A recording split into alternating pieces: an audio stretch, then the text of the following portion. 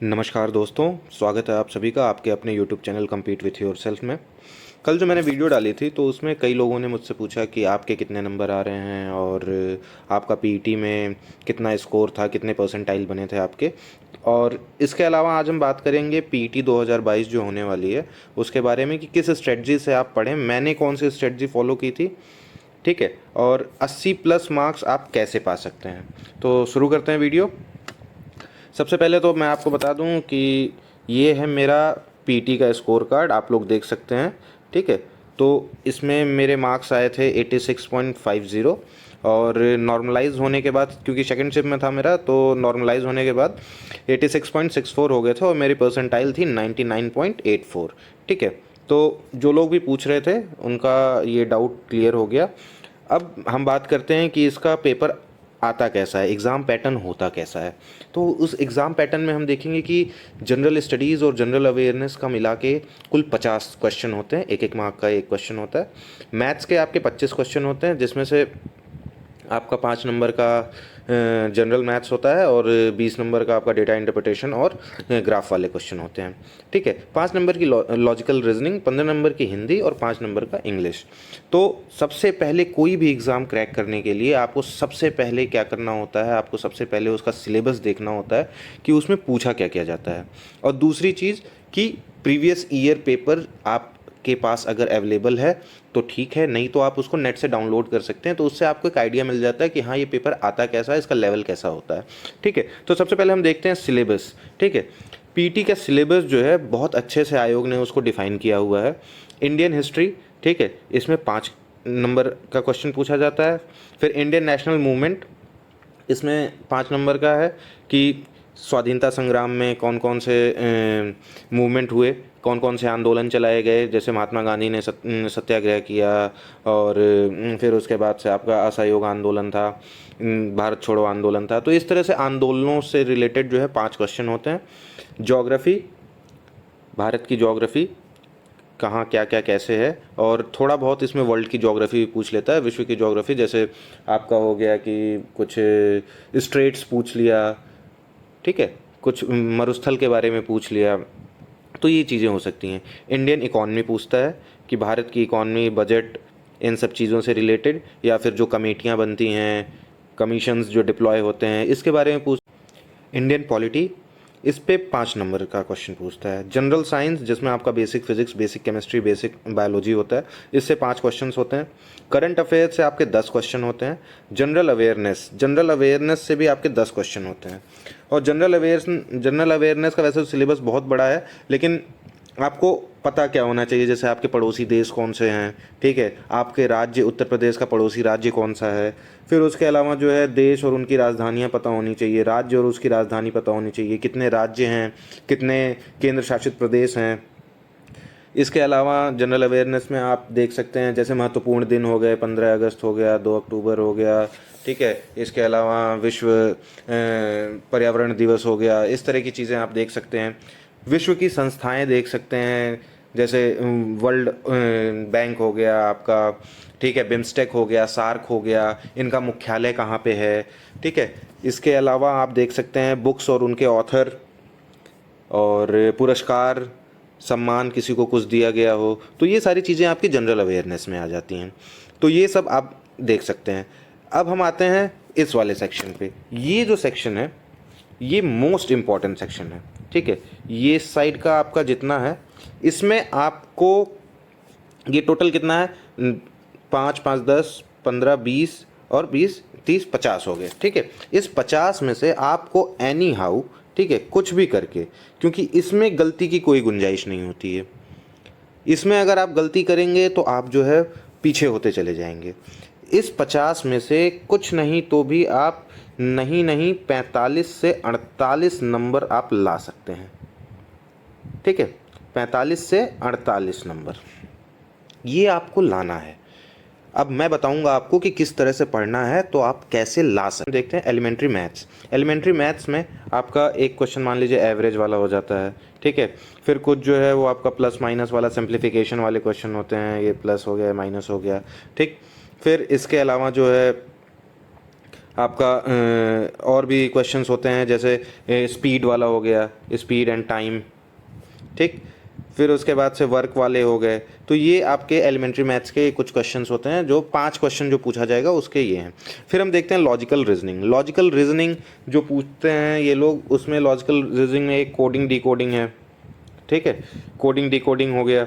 फिर उसके बाद से कैलेंडर वाला क्वेश्चन हो गया, कैलेंडर एंड वॉच, ठीक। फिर हम देखते हैं फिर क्या पूछता है, एक चीज़ पूछता है आपसे, ये ब्लड रिलेशन, कि वो तस्वीर में खड़ा है एक लड़के को देखते हुए, उसने बोला कि ये मेरी मामी की, चाची की, नानी की, फूआ की लड़की है, ठीक है। तो इस तरह से जो है क्वेश्चन पूछता है, ठीक है। फिर उसके बाद से इसके अलावा आता है आपका ऑड वन आउट करना, कि जैसे इनमें से कौन सा विषम है। फिर एक और क्वेश्चन होता है आपका संबंध बताने वाला, जैसे फॉर एग्जांपल आप ले लिए कि सहारा एक मरुस्थल, ठीक है, तो उसके बाद लिखा होगा एवरेस्ट, तो उसके आगे आपको क्वेश्चन मार्क बना होगा, आपको बताना होगा क्या है, झील है, पहाड़ है, नदी है, क्या है। तो इस तरह से ये वाले क्वेश्चन होते हैं। अब हम देखते हैं जनरल हिंदी। जनरल हिंदी में क्या पूछता है, जनरल हिंदी में आपका कुछ विलोम शब्द होंगे, कुछ वर्तनी अशुद्धि होगी, इस तरह के क्वेश्चन होंगे, ठीक है। इसके अलावा जनरल इंग्लिश में क्या पूछता है, जनरल इंग्लिश में 3 सेक्शन है। एक तो आपका सिनोनिम पूछेगा, एक एंटोनिम पूछेगा, और एक पैराग्राफ देता है। उस पैराग्राफ से आपको कुछ नहीं तो भी 3 नंबर का वो पैराग्राफ होता है, ये तो आपको अटेन करना ही है, ठीक। मान लीजिए सिनोनिम एंटोनिम आप गलत कर सकते हैं, लेकिन पैराग्राफ के आपको नंबर लेने हैं पूरे, ठीक है। फिर उसके बाद से अनसीन पैराग्राफ होता है, 2 पैराग्राफ होते हैं हिंदी के, अपठित गद्यांश जिसको हम बोलते हैं। उसमें 5-5 क्वेश्चन एक एक उसके गद्यांश के होते हैं, ठीक है। तो 10 नंबर आपके यहाँ से आ जाते हैं।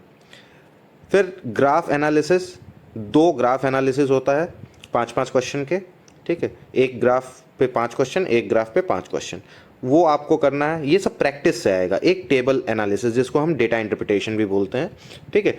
इसके भी 2 क्वेश्चन होंगे, मतलब 2 सेट होगा, एक पे 5 क्वेश्चन, एक पे 5 क्वेश्चन। तो ये आपको प्रैक्टिस करनी है, प्रैक्टिस से आएगा। आपको यहाँ से आपको 45 टू 48 मार्क्स अटेन करना ही करना है। अब हम लोग देख लेते हैं कि हमें बुक्स कौन कौन सी पढ़नी है।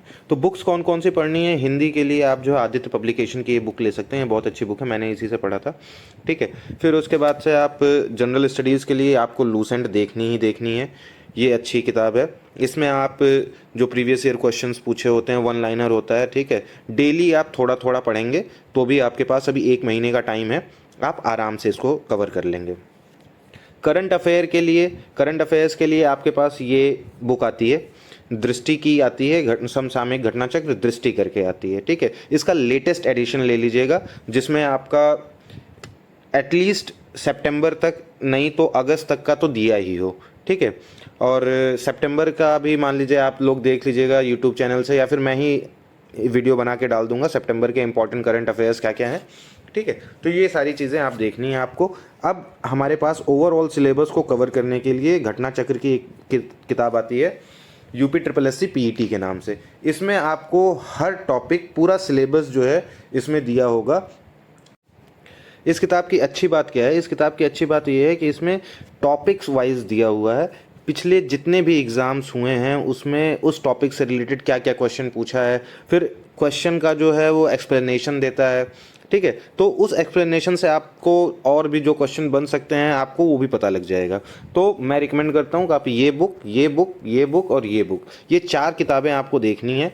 इसको आप थोड़ा सा इग्नोर करके भी चल सकते हैं इस वाली बुक को, ठीक है। लेकिन ये 3 किताबें जो हैं आपको पढ़नी ही पढ़नी है। ये पढ़ेंगे तो आपके 80%, तो क्या, मैं तो, अगर आपने इसको अच्छे से पढ़ा तो मैं कहता हूँ कि आपके 85 नंबर तो कहीं नहीं गए हैं, ठीक है। 85 नंबर कहीं नहीं गए हैं अगर आपने इसकी अच्छे से पढ़ाई कर ली। अब हम देख लेते हैं कि मेरे लेखपाल 2022 में कितने नंबर बन रहे हैं। तो जैसा कि आप लोग देख रहे हैं, मैंने कुल 98 क्वेश्चन किए थे, ठीक है, जिसमें से मेरे 85 सही हैं, 13 गलत हो गए और मेरे 81.75 नंबर आ रहे हैं। अब मैं इसको सेक्शन वाइज बता देता हूँ आपको। हिंदी में मैंने 23 क्वेश्चन, 25 के 25 अटैम्प्ट किए थे, जिसमें से मेरे 23 सही हैं। गलत कौन कौन सा हुआ, गलत हुआ एक तो मेरा कारक, मैंने उसको कर्म कारक कर दिया था। और एक बहुत सिली सी मिस्टेक कर दी मैंने, पैराग्राफ में मैंने चारों ऑप्शन देखे ही नहीं। पैराग्राफ में जो उपर्युक्त सभी वाला करना था, उपर्युक्त सभी तक तो मैं पहुंचा ही नहीं, मैंने दूसरा जैसे देखा निष्काम भाव से और उसको टिक कर दिया और पूरा पढ़ा नहीं। तो ये सिली मिस्टेक हुई। ठीक है, ऐसी गलती नहीं करना है, पूरे ऑप्शन पहले देख लेना चाहिए फिर करना चाहिए। फिर उसके बाद से मैंने मैथ्स में 25 क्वेश्चन किए थे। ठीक है, 25 के 25 मेरे सही थे, लेकिन एक गलत हो गया। वो मैंने जब बाद में आके घर पे देखा तो वो बबल जो है वो डी भरा हुआ था और उसको बी भरना था मेरे को, तो वो एक रोम्बस वाला क्वेश्चन था, उसमें मेरा गलत हो गया वो। जीएस में मेरे 25 मैंने अटेम्प्ट किए थे, जिसमें से 21 सही थे, 4 क्वेश्चन मेरे गलत हो गए। एक तो एवरेस्ट बेस कैंप वाला, ठीक है, रिदम अमानिया वाला, वो गलत हो गया। NS2 वाला पहले मेरा सही था लेकिन अब गलत हो गया। ठीक है, फिर उसके बाद से वो BC रॉय पुरस्कार, वो गलत हो गया। और सुभाष चंद्र को देश नायक किसने कहा था, इसमें मैं थोड़ा कंफ्यूज हो गया, महात्मा गांधी और रविन्द्रनाथ टैगोर में, तो ये गलत हो गया मेरा। ठीक, ये 4 क्वेश्चन यहाँ गलत हो गए। और ग्रामीण परिवेश तो भाई साहब बल्ले बल्ले थी, इसमें तो मतलब कुछ पूछना ही नहीं है। इसमें मेरे जो है 6 क्वेश्चन गलत हुए, 23 अटेम्प्ट किए थे, 6 गलत हो गए, 17 सही हुए, नेगेटिव मार्किंग करके 15.5 नंबर आए। तो इस हिसाब से आप लोग देख सकते हैं कि मेरे टोटल जो हैं वो इतने नंबर बन रहे हैं, 81.75। PET 2022 के एग्ज़ाम के लिए कितने फॉर्म डले आप लोग को पता? 37 लाख फॉर्म पड़े हैं। तो 37 लाख फॉर्म, मतलब इतने सारे बच्चों से आपको आगे निकलने के लिए आपको बहुत मेहनत करने की ज़रूरत है। पिछली बार 17 लाख डले थे, इस बार 37 लाख डले हैं। तो 85 प्लस लाने पे भी आपका 99 परसेंटाइल कहीं जाके आएगा, तब आप सारे फॉर्म भर सकते हैं। ठीक है, तो आपको मेहनत पूरी करनी है, मेहनत में कोई कमी नहीं छोड़नी है।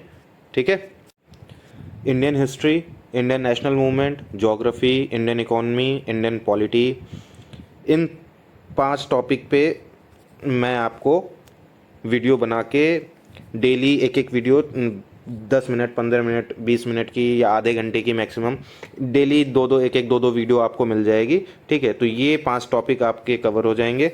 इसमें आपको कोई गलती नहीं करनी है, ये आपका मतलब बिल्कुल सही होना चाहिए। ये इस वाले टॉपिक को आप छोड़ सकते हो, जनरल साइंस को, क्योंकि ये बहुत वास्ट सिलेबस हो जाएगा और क्वेश्चन पूछेगा 5। इसमें बायोलॉजी आप देख सकते हो, बायोलॉजी से मतलब देख सकते हो क्योंकि उससे ज़्यादा क्वेश्चन पूछते हैं। करंट अफेयर्स मैंने आपको बता दी है किताब, उससे आपको करना है। ठीक है, जनरल अवेयरनेस, इतना जनरल अवेयरनेस भी आप देख लीजिएगा। ये भी, इस पर भी मैं कुछ वीडियो बना के दे दूंगा, जैसे पड़ोसी देश वगैरह मैंने आपको बताया कि क्या क्या आता है जनरल अवेयरनेस में। तो ये सारी चीज़ें आपको करनी है। ठीक है, तो ऑल द बेस्ट सभी को आपके एग्ज़ाम्स के लिए। अच्छे से पढ़ाई करिए और अच्छे मार्क्स लाइए। अगर आप लोग को ये इन्फॉर्मेशन अच्छी लगी हो तो आप लोगों से रिक्वेस्ट है कि आप लाइक करें, चैनल को सब्सक्राइब करें और डेली अपडेट्स आप पाते रहिए। Thank you. जय हिंद, जय भारत।